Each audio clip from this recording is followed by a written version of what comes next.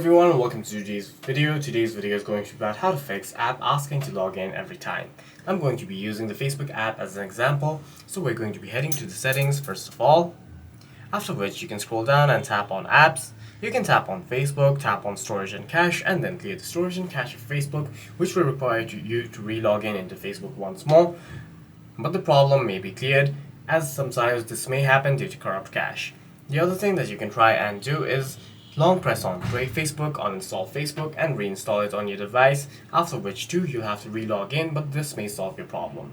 The other thing that you must check for is head over to Facebook on your device, tap on your profile icon, tap on the three lines at the top left of your screen, tap on Settings and Privacy, tap on Settings, on Account Center, tap on Password and Security.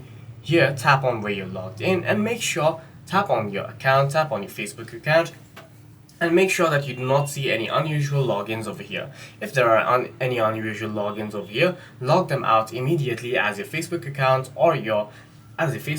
may be getting hacked, which is why you may be getting logged out repeatedly. If the issue still continues, then you may have to contact Facebook support for further assistance. For any further questions, please feel free to leave a comment down below.